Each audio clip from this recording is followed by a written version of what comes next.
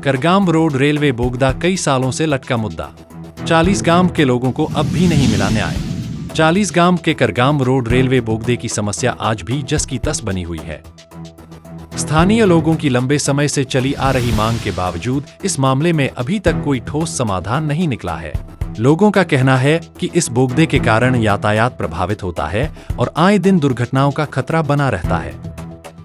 बार बार शिकायतें और ज्ञापन देने के बाद भी रेलवे प्रशासन और संबंधित विभागों की ओर से कोई ठोस कदम नहीं उठाया गया।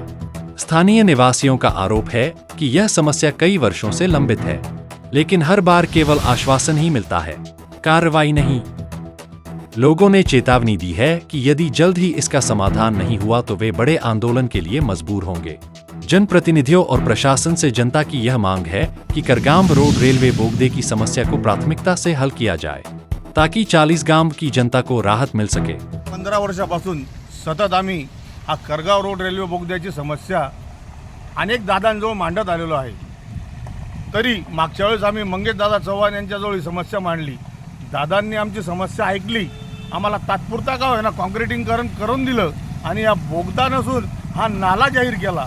तर आमची सर्व त्रस्त लोकांची दादांना विनंती आहे की ह्या बोगद्याच्या बाजूला आम्हाला एक बोगदा करून द्यावा आणि आमचा मार्ग सुरळीत करून द्यावा। रोज इथं येणाऱ्या जाणाऱ्या माता भगिनी रेल्वे पटरीवरून ये जा करतात आणि त्यांच्या जीवे मरणाची जी भीती आहे ही दूर करावी आणि आपण ही स्वतः जबाबदारी घेऊन हा रेल्वे बोगदा तयार करून द्यावा अशी मी आपल्याला प्रामाणिक विनंती करतो। आणि या सर्व काही समस्या आहेत अनेक वर्षापासूनच्या आहेत, तर त्या आपण न्याय द्यावा मी असं आपल्याला प्रामाणिक सांगू इच्छितो। जय हिंद, जय महाराष्ट्र। आणि या इथल्या गडरीचं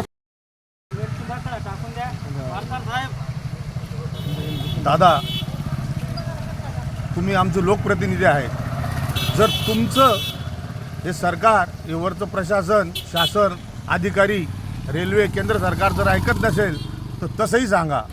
आम्ही लोकवर्गणी करू आणि लोकवर्गणीतनं हे काम करू असं मी आपल्याला सांगतो। जय हिंद, जय महाराष्ट्र। वीडियो को लाइक कर दीजिए और देखते रहिए दमदार इंडिया न्यूज।